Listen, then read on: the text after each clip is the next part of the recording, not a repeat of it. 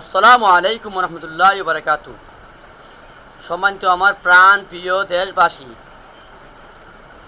আপনারা অবশ্যই জানেন আজকে প্রায় 3 দিন ধরে আমাদের প্রতিবেশী দেশ ভারত, আসলে কিন্তু ভারত যদিও আমাদের প্রতিবেশী দেশ, কিন্তু সেটা আমার বন্ধু নয়, সেটা হলো আমাদের বন্ধু নয়, সেটা হলো আমাদের শত্রু। আপনারা দেখবেন, আমি একটা ভিডিও দেখাচ্ছি, তারা জয় শ্রীরাম জয় শ্রীরাম বলে আমাদের মসজিদগুলোকে ধ্বংস করে দিচ্ছে, এমনকি বুলডোজার দিয়ে ভেঙে দিচ্ছে। আপনারা একটা দৃশ্য দেখেন।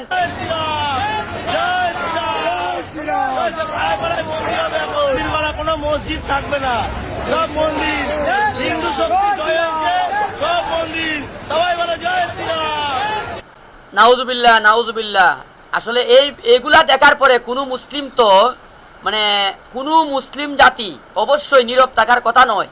আমাদের মুসলমানদের মসজিদগুলাকে তারা শ্রীরাম শ্রীরাম জয় রাম বলে এই মসজিদগুলাকে ধ্বংস করে দিচ্ছে। ভারত আমাদের চিরশত্রু, কিন্তু আমাদের দেশের পূর্বের সরকার এবং বর্তমান সরকার তাদেরকে বানিয়ে রেখেছে বন্ধু। আসলে কিন্তু আমরা হলাম মুসলমান, আর মুসলমান জাতিরা কখনো হিন্দুদের সঙ্গে বন্ধুত্ব হতে পারে না।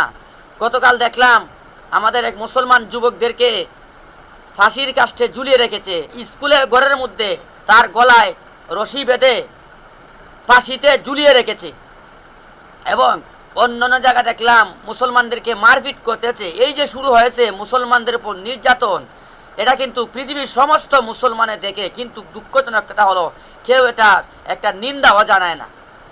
ও আমার প্রাণের ভাইয়েরা, আমরা মুসলমান, আমাদের সঙ্গে রয়েছে ইমান, এবং আমরা হলাম এই মুসলিম জাতি, যে মুসলিম জাতি আল্লাহু আকবার আওয়াজের কারণে বড় বড় কাফেরদের রাজপ্রাসাদগুলো ধ্বংস হয়েছিল। পূর্বের ইতিহাস দেখুন, আমরা এই মুসলিম জাতি, আমরা বদর যুদ্ধ করেছি, আমরা এই মুসলিম জাতি সারা পৃথিবীতে জয় লাভ করেছিলাম একদিন।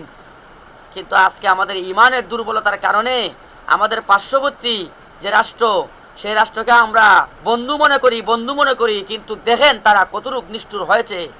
তারা আমাদের লোককে, মুসলমানদেরকে নির্মমভাবে হত্যা করেছে। কিছুক্ষণ আগে একটা ভিডিও দেখলাম, একজন মুসলিম বৃদ্ধ একজন মানুষ, তাকে গলা চিপে দিয়েছে, এক যুবক গলা চিপেছে। এই হলো আমাদের মুসলমানদের নির্যাতন। সুতরাং আমি বাংলাদেশের সরকারের কাছে একটি আবেদন হলো, আমরা যেন এই ভারতকে কমসে কম আমরা একটা নিন্দা জানাই, এবং এটার ব্যাপারে আমরা একটা যে পদক্ষেপ গ্রহণ করি, এবং বাংলাদেশের সমস্ত মানুষেরা যেন আমরা যার যার অন্তর থেকে, যার যার কর্মস্থল থেকে, যার যার প্রতিষ্ঠান থেকে তাদেরকে নিন্দা জানাই।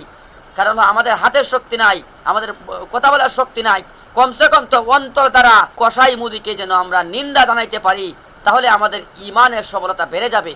আমরা যেন আমাদের এই মুসলমান ভাইরা যারা নির্যাতিত হইতেছে, তারা যেন এই কাফেরদের কাছ থেকে মুক্তি পায়, এবং আমরা মুসলমানদের যেন বিজয় আনতে পারি, এটাই আমরা কামনা করব। আল্লাহ তাআলা যেন আমাদের এই মুসলিম ভাইদেরকে সহযোগিতা করেন, এবং এদেরকে যেন ধ্বংস করে দেয়, এই দোয়াটা যেন আমরা করি। সবাই ভালো থাকুন, সুস্থ থাকুন। আসসালামু আলাইকুম রহমতুল্লাহ বারাকাতুহু।